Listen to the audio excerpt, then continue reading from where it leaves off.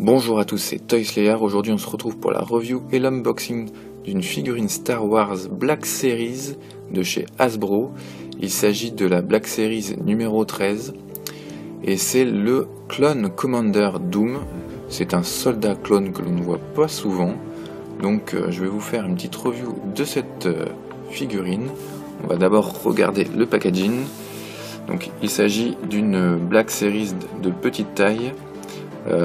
Cette série est très connue pour être très articulée au niveau des épaules, coudes et jambes, tout comme les Black Series qui font 15 cm, mais sauf que celles-là sont un peu plus petites.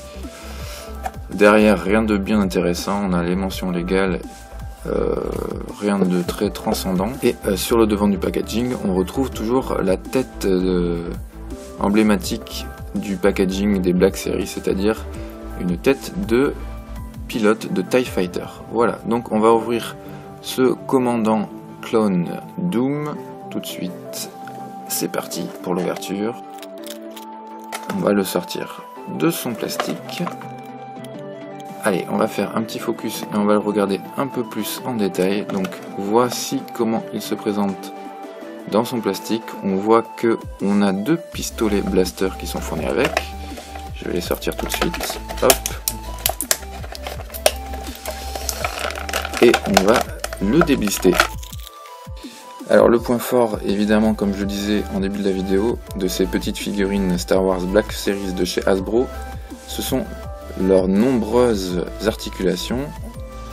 Là on voit qu'on a des articulations au niveau du coude, mais aussi de l'épaule, évidemment la tête que l'on peut tourner. Au niveau des jambes, on ne peut pas trop écarter ses jambes parce qu'on a son costume, sa ceinture, avec ces espèces de parures en bandoulière qui bloquent un peu l'écartement des jambes, mais on peut néanmoins plier le genou et même le tibia, donc ça c'est plutôt cool.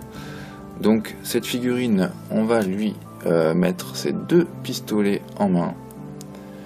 Si j'y arrive, voilà, donc premier pistolet. Au niveau du sculpte de la figurine, rien à dire, c'est plutôt bien fait. Donc c'est une figurine qui coûte environ une dizaine d'euros. Au niveau des peintures, comme ce sont des petites figurines, il y a quand même quelques petites imperfections, mais rien de bien méchant. Il faut vraiment mettre le nez dessus pour les voir. Il y a des figurines Hasbro qui sont beaucoup moins bien finies que celle-là. Pour le prix, c'est plus que correct, franchement. Même si c'est toujours désagréable d'avoir des figurines avec des points de peinture qui débordent un peu. Là, j'ai de la chance, c'est pas trop le cas sur cette figurine.